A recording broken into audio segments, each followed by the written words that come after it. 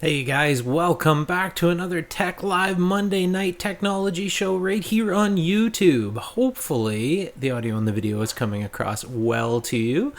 I missed you guys last week. I had to do a little travel. I was out in Colorado for a week and it simply wasn't possible to do the show. My apologies. Hopefully, we can make up for that tonight. We have Kyor22's here, Zach's here, Peter was here, Joseph is here. Hey guys, good to see you. I am just going to get set up, and with any luck, we will have a good show. I think we're in good shape tonight. Seems that YouTube servers are agreeing with the stream, and I have a pile of content I didn't really know where to pick up because there was so much going on, and then a week away, so much changes in the technology world. Thank you, Kyor 5x5. Appreciate that. Okay, have to get back in the groove here. It's easy to get lost and I lose track where I'm at. 1 week away. Such a short time. As usual, viewer comments throughout, just throw them in the chat. I do my best to keep up. We'll do some tech news. We'll do some viewer projects. We'll do a bunch of stuff from the community on YouTube at Hackers, Makers, Inventors, you name it. It all goes here. A little bit from the shop, a little bit of a sneak peek, and that will take us right through the broadcast. Let's go ahead and get right into it. Some tech news this week, and this is, I threw some things in from the previous week as well because we didn't get to cover them. SpaceX, man oh man, top of the news again. Did it again, landed the booster stage on the floating barge at sea, but they stepped it up one more time again. You can find it on the SpaceX channel here. They did the first stage landing video showing a downward facing view from the booster as it re-entered and landed. It was a neat little time lapse and really, really well done. This is an angle I hadn't seen yet. And amazing. This thing lands vertically on the barge at sea without a vent, almost dead center. Kudos SpaceX for making space interesting again. Totally neat. I just loved that. Not the best of news, but it has to be reported. ARS Technica reporting today, man takes drone out for maiden voyage and another man shoots at it. So basically someone, I think it was a Phantom, bought a nice Phantom, flying it actually over their own property, and someone decided to stop and take some shots at this. I'll put it out right here. Don't do this. This is highly illegal to shoot at a quadcopter, aka drone. No matter how much you don't like it, what your views may be, you will get charged. You will go to jail. This is just stupid. Stop doing this, public. These devices are here to stay, but just don't shoot at them. Craziness. You'll find this reported all over mainstream media. Probably by tomorrow it'll hit it much bigger. Curtis is here. Hey, Curtis. On the topic of drones, quadcopters, flying things, this deserves reported again. If you're in the United States and you have a flying device, which a few people here in the chat do, don't forget about the Adafruit Dronies competition. It's not well publicized in my opinion. Unless you've watched their live shows, you might have missed it. You can submit your drone footage and win some really cool prizes.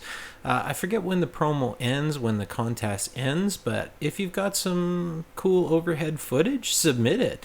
I can't because it's not open to Canada, but very, very cool. Adafruit stepping into some new areas. I thought it was well worth sharing. ARS Technica also reporting, this one's kind of fun because we showed this on the live show not that long ago. Beware of keystroke loggers disguised as USB phone chargers. The FBI warns. The image here, does anybody recognize this stuff? The stuff that we play with all the time looks like a power supply, an NRF, an Arduino compatible, looks like a Pro Mini or a Pro Micro, and a GSM module. Lots of instructions out there how to build these, and it's just finally hitting the mainstream that people realize that this is going on, that people are sniffing wireless keyboard packets. Good for them for putting it out there. we'll see where this goes. Good to know that this stuff is out there. Oh, I got click happy. I have no end of troubles. I need to move to a different system, but hey, I will do that later. Tesla's Gigafactory in the news. The grand opening slated for July 29th. This will put Tesla right on track for producing the new model as well as the battery systems. This place is just massive, so it's going to be very interesting come the end of July to see this grand opening. As far as I know, I think the Gigafactory is already producing, so I think this is just their official grand opening, which kudos to Tesla for all the things they do. Uphill battle by far. Pretty neat what they're up to. I saw this today and I thought this has to be shared. This was on Constructor, but you'll see this a few other places probably in the upcoming weeks. All scientific papers should be free by 2020, and I believe this was only the UK. I should have taken better show notes. I think this was the UK. If you're not familiar, white papers on scientific stuff, including medical journals, are all paid subscriptions. So when you get published, that's cool. You get recognized for what you've done, but it's not free. And there's dozens of them. If you're interested in one specific area of science, you have to subscribe and pay for their feed. And it's actually quite ridiculous in today's day and age. So there is an official movement to make them free, and very, very good on them. They should be. If this is where we are publishing to get noticed in a technical field, medical field, it really, really should be free. We've already shifted a little bit this way. But if you want to be to get accreditation officially through like universities and peer review, you have to be in a paper, a proper publication. Oh, they're going to move them to a free system. Very, very cool. What else we got? I had to share this. I thought this was hilarious. This was all over the news last week. U.S. nuclear force still uses floppy disks. Not sure whether it was the 8-inch one here. BBC News might have exaggerated a little bit, but at minimum they're using the 3.5s. And it doesn't surprise me that military installations would still use hardware that has a floppy drive on board. I'll put it to you guys. Do you think this is a bad thing, in all honesty, compared to the systems of today, the malware that we have basically in brand new PC systems, whether you like it or not? Wouldn't this be more secure in a lot of ways? Let me know. Throw it in the chat. I'd be interested to hear from you guys. I know what I think. I had to share this. A little bit of technical, a little bit of biological, something that just blew me away. This is the American Society of Naturalists. Don't ask me how I get this information, guys. I subscribe to a lot of sources, but shedding light on bird egg color. The long and the short of it is there was some questions raised about why robin eggs are blue, and we have lots of robins in my area, so I perked up a little bit.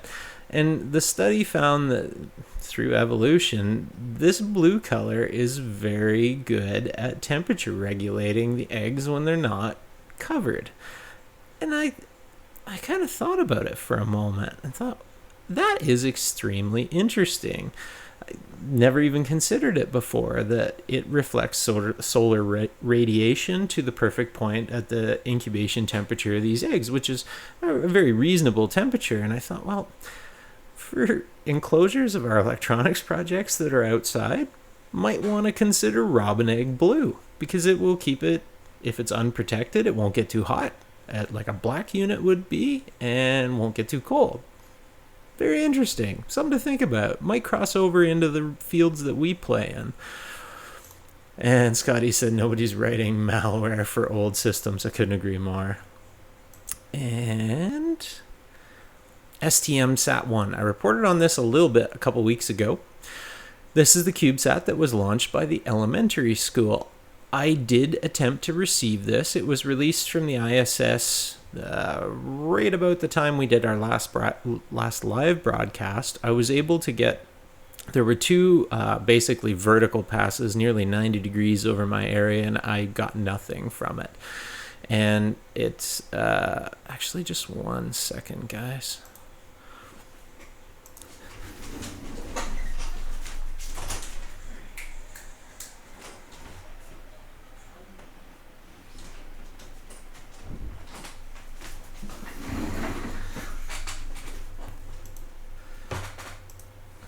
All right, where was I? The STM sat, I actually, I recorded the passes, couldn't get anything out of it. And since then, the Keplers have been updated, the TLEs, the two-line elements. So you can track this thing with Orbitron. You can find a video on my channel on how to do that. And I got nothing out of it. There's a lot of other people trying to receive it, and there's this debate going on whether or not it shifted on launch, shifted the transmit frequency, and that's not uncommon on satellites. But silly me, I deleted the recordings I made, and it's extremely silly for this reason. All you guys with software-defined radios out there who are interested in receiving this Cube satellite, record a baseband recording and an IQ file, or it's IQ file. I forget the name of the file format. It's basically an entire swath of the band, and then you can go and look elsewhere for the signal from where you were looking at the time that you made the recording.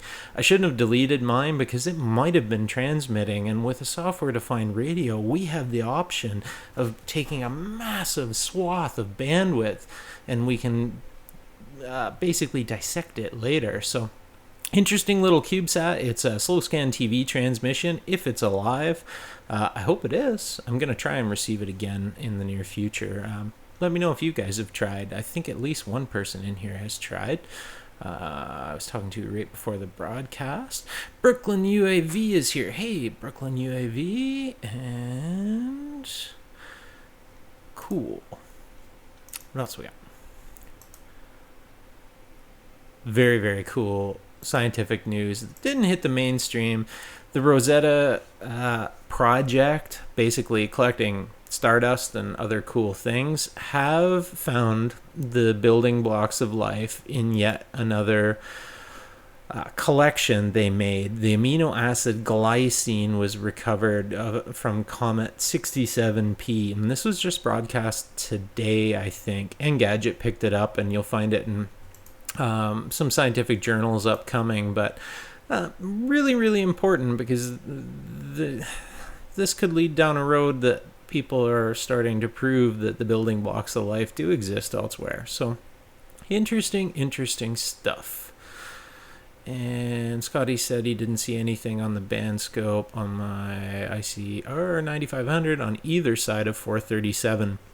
Yeah, I would actually go as far on that satellite. I would go as far as going 20 meg up and 20 meg down. That may be an exaggeration, but you can find it on their Twitter that I just showed. I think there was some guesses that had shifted a lot, and they threw out a frequency number. I don't know that it was accurate, because if it was, why wouldn't they just publish that that's what it's on?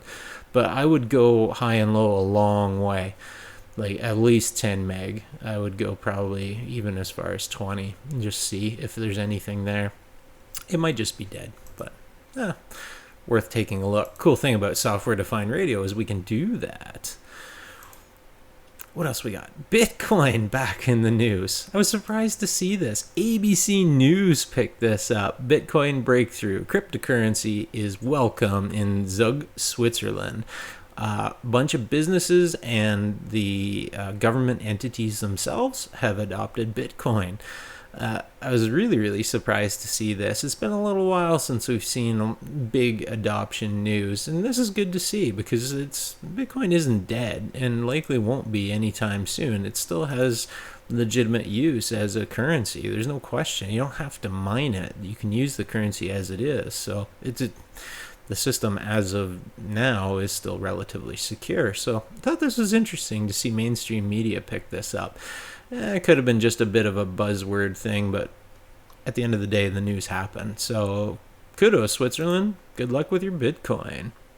Paul is here. Hey, Paul, good to catch you live.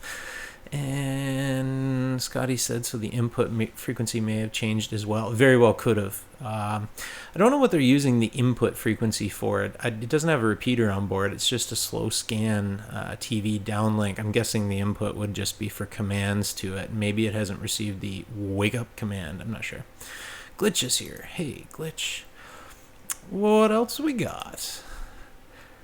Adobe Spark launched right after the last live show, and I thought this worthy of reporting. You can find this on the CNET channel, lots of other coverage. Basically, Adobe has offered a free online semi-video editing software. From what I can tell, it's mainly for slideshows and stuff, but really powerful, really well done, and it's free. So all of you out there who have thought about breaking into the video world, like a YouTube video, and maybe just have still images, maybe give Adobe Spark a try. It does have some cool functionality. It's not really for me for what I do, but no doubt it will fit a need. And I had to report on this. Not really tech news, but it was an interesting video. You can find it on the Furetto Free Fly channel. The video went a little viral. And this is the cool thing about the day and age we live in. Almost everywhere there's a camera recording. And it can be, for the most part, it can be a great thing. In this case, it was a bunch of skydivers in I think it was a Cessna 208. And they had some engine trouble, and the pilot did a stellar job of bringing the aircraft down, ended up flipping over when he got caught up in a bunch of grapevines, but the whole thing recorded for everyone to dissect and enjoy and learn from in the future. Very, very cool. Interesting video. Like aviation videos, and no doubt this will be used as a tool, without a doubt. Can't go wrong. Video coverage doesn't lie. Can use it as we see fit in the future. Very, very cool. Okie dokie. What else we got, guys? Cheers, everyone. Happy Memorial Day weekend to my American friends out there. Hope you're having a fantastic long weekend. Community support, guys. If you don't mind, click that thumbs up if you like this video. Share it out. I really would appreciate it. It helps the channel a bunch. And a huge thank you to my Patreon supporters and those who have donated live. You can find the donate link right below, and your name will scroll across and your message right there, whatever you want to say. Thanks so much to you guys for the support. It makes these shows and the other videos possible. You guys are amazing. Can't thank you enough. Had a good time talking with a few different people on Patreon lately. And Zach, sorry, I did see your message just today. I don't know how I missed it. I'll get back to you. A few community announcements. Come on, there we go. Last night, we crossed 14,600 subscribers on our little maker DIY channel. Never thought it would do this. Never thought we'd head this direction, but sure enough, we're heading there. So 2/3 of the way to getting to 15,000. Crazy. Just blows me away. Thank you, guys. I thought this was really cool, and it was totally unexpected. Thank you to Glitch for pointing this out to me, or I would have never known. Hackaday picked up our little Educase portable education system project that I posted on Hackaday and entered in the Hackaday prize. Did a cool, pretty well written blog post on it, and neat coverage. Thank you to Brian at Hackaday, awesome guy, and I really appreciate it. It was kind of neat to see this featured. I will say one thing. I'm really glad I didn't attempt to build a community on the Hackaday platform. For those of you who don't follow the Hackaday blog, you should check it out periodically. There's some amazing content, really cool stuff, but I have never seen anywhere that has so much negative feedback in the comments and so much trollish behavior. Definitely not Hackaday's fault, but I would suggest they get some moderation in there. This post, not so bad. This was one of the tame ones. There's some negative feedback, as there always is. That's cool. conversation, but some of the other stuff, I'm really glad that I started on YouTube and have the community of you guys out there. Totally different world. Zach, no worries, Zach. I'll catch up with you later. A bunch of stuff added to the store. If you're interested, link below. The MakeMe.org store, the Amazon store. I spent a lot of hours adding tons and tons of different products. Basically, I wanted to make this where people could discover things that they maybe didn't know about. Different components, different project parts. They're all Amazon links. It's handled right through the store. It'll check you right out to Amazon. But more or less a place where it's not so daunting to find things. So lots of people have been using it. So hopefully it works out well. Tons of parts in there now. Takes a lot of hours to add that stuff. I wish it was easier. The Arduino 101 giveaway is underway. On this channel, you'll find a video devoted to it. But basically, if you're interested in winning a free Arduino 101, go follow these instructions. Follow me on Instagram at that username. It's the same username I have on all platforms. Tag someone in the post and you're entered, and I will ship that Arduino 101 anywhere in the world. I think we've got about 79-ish entries on it now. Pretty good odds of winning one. It was sent to me for review, and I want to send it out to someone else. So good luck, guys. Hopefully someone makes something cool with it. I really want to do more of the giving those components back away, and that one happens to ship nicely because it's small. Hopefully people are after such a thing. Jay said, what's the link to the live donation message? It's directly below in the description. Thanks, Jay. Your projects. Each week, I love showing off what you guys are making. The best place to do it is throw it in the G Plus community. My apologies, I lost at least 3 links while I was traveling on business, but I was able to recover some from the G Plus linked below. Educase.tv, Nick, he's always up to something cool every week, does some great videos. He did his 1.8-inch DIY photo frame using the Arduino, basically using an SD card to host the images and then using the Arduino to serve them up. Very, very cool. Just check something. Really well done.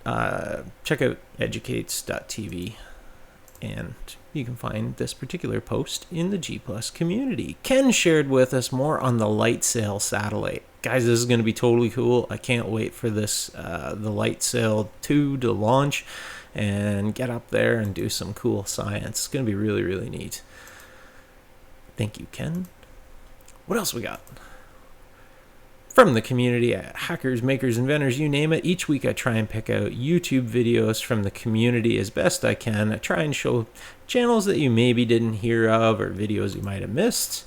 Very, very cool. This one, I think a lot of people will be subscribed to Dave Jones at EV Blog, but it was worthy of sharing because I've never seen anything like it on his channel.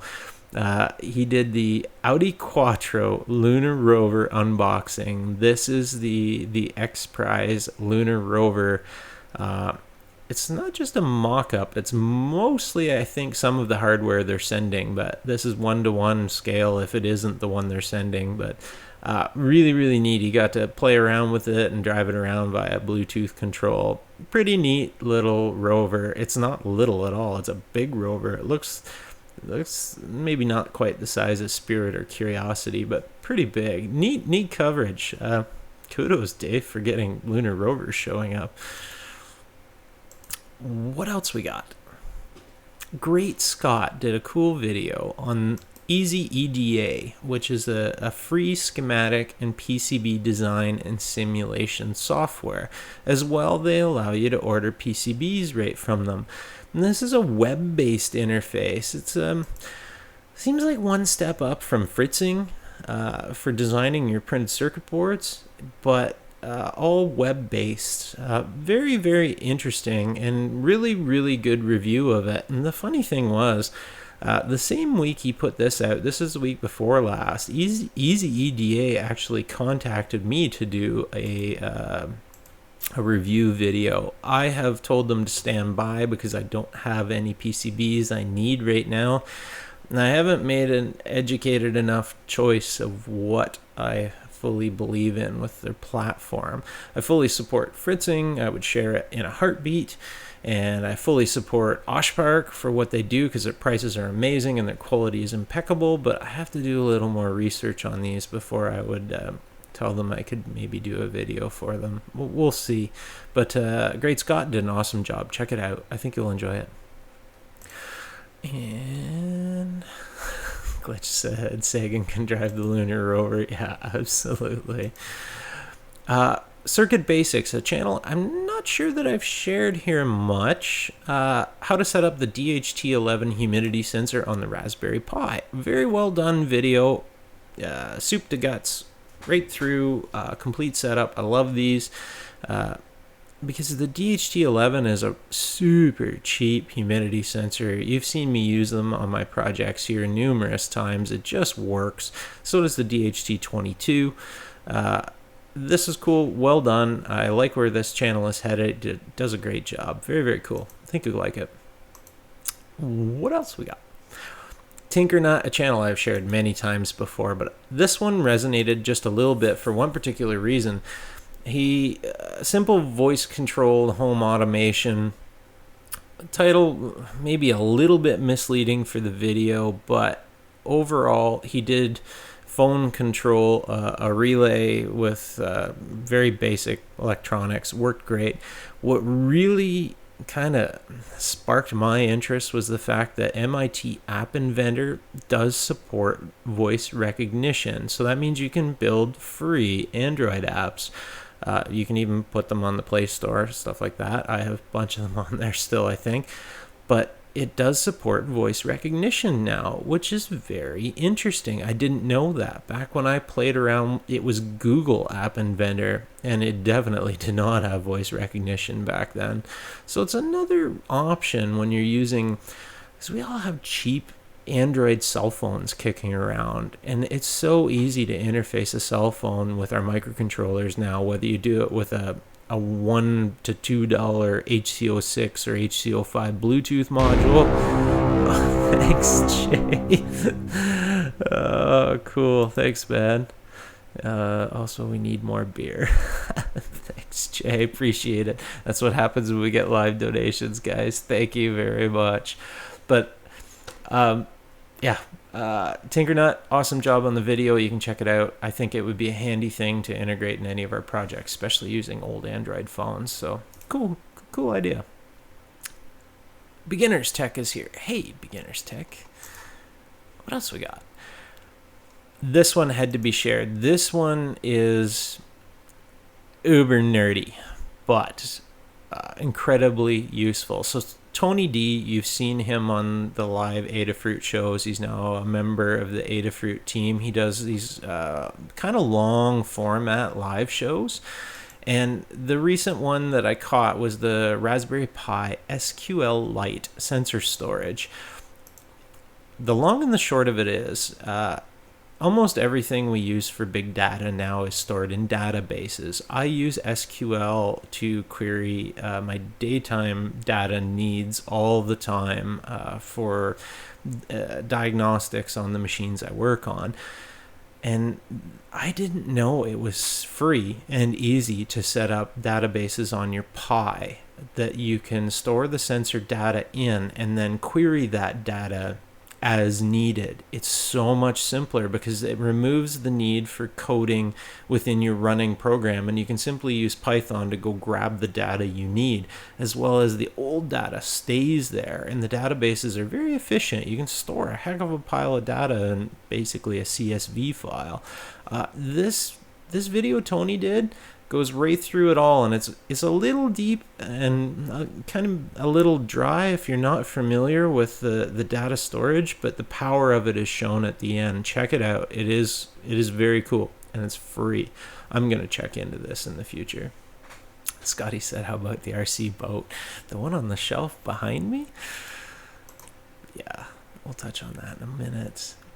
Channel I have not shared here before. It is Darbin Orvar, kind of a big channel, 100,000+ subscribers. Channel I had never heard of before. A week ago, I don't know how I stumbled on it, but she does cool DIY maker videos, as well as stretching into the electronics world, as you can see in the background here. This particular video is a DIY light panel. Well done. She does a heck of a job. I checked out a bunch of her videos, and I went over and kicked in $1 on Patreon right away, because I love supporting people who make awesome videos, and she's doing a heck of a job. The 104,000 people would tend to agree, apparently. So check out this channel. Very, very cool. I think you guys will all enjoy it. Some neat projects. Electronics and More, a channel I don't know whether I've shared here before, but probably did. Easily desolder or replace through-hole components. This is one of these solder sucker guns, basically a small little solder sucker pump in it, and I want to try one of these. It's a piece of equipment I don't have, but the price is finally coming down on them, and it appears that they work extremely well. If you're into disassembly or repair, if you're into repairs of electronics components, this would definitely make things easier than dealing with wick and normal manual suckers like we usually do. But if you're into salvaging boards for non-surface mount components, I think this thing would be stellar. For a few bucks, it was a cool review. What else we got? This one's just fun. If you're into RC planes and RC in general, check out the RC Gut channel. These guys, it's the lighter side of RC. This channel and the Spectra 50 channel, which seems to be on hiatus for like 8 months now, these guys do some pretty foolish and fun things with their RC planes, and have a good time doing it. I look forward to their videos each week. It's the one channel I make time usually late at night, right before bed, get a little bit of a laugh. And one more, I have shared Dottotech's channel here before, a Canadian who was in mainstream media for many years. Did a cool video on Snapchat for old farts. For those of you out there that haven't played with Snapchat, it got a bit of a bad reputation for a place to send questionable rating pictures and stuff on, but Snapchat is really the huge user base on this thing every day, and I'll admit I've been using it for several months.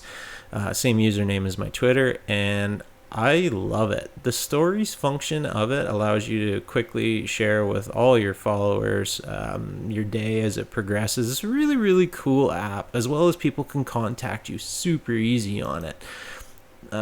Steve Dotto did an awesome job kind of making it demystified in a way. I thought it was very, very cool. So check out Steve Dotto's channel. I think you'll like it.